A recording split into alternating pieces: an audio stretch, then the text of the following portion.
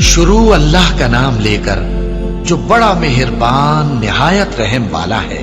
عصر کی قسم کہ انسان نقصان میں ہے مگر وہ لوگ جو ایمان لائے اور نیک عمل کرتے رہے اور آپس میں حق پر چلنے کی تلقین اور صبر کی تاکید کرتے رہے۔ والعصر، زمانے کی قسم ہے، زمانہ گواہ ہے، پوری تاریخ انسانی اس پر گواہی دے گی۔ ان الانسان لفی خسر، یقیناً انسان خسارے میں ہے، گھاٹے میں ہے۔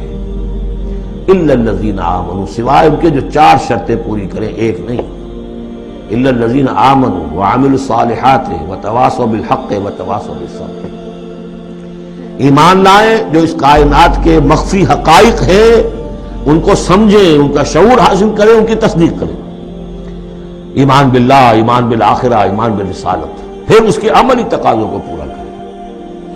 وعملوا الصالحات، پھر یہ کہ اس کے اوپر نہ صرف خود قائم ہو، اس کی دعوت دیں، اس کو پھیلائیں، وصیت کریں، جو بھی حق ہے، جو بھی صحیح بات ہے، امر بالمعروف ہے، نہی المنکر ہے، تواصوا بالحق۔ اور پھر یہ کہ جب یہ کام آپ کریں گے، آزمائشیں آئیں گی، تکلیفیں آئیں گی، مصیبتیں آئیں گی، ریزنٹمنٹس ہوں گی، لوگ ناراض ہوں گے۔ آپ کیوں ان سے کہہ رہے ہیں کہ یہ کام آپ نہ کریں، یہ غلط کام ہے؟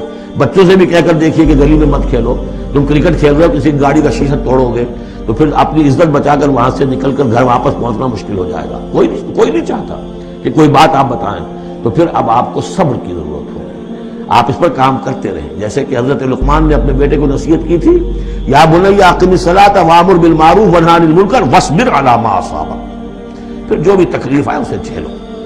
پھر یہ کہ آدمی جو ہے بزدل نہ ہو، تھردلا نہ ہو، کہ اس قدم سے واپس آ جائے اس خوف سے کہ کہیں مجھے اس میں کوئی تکلیف نہ آ جائے۔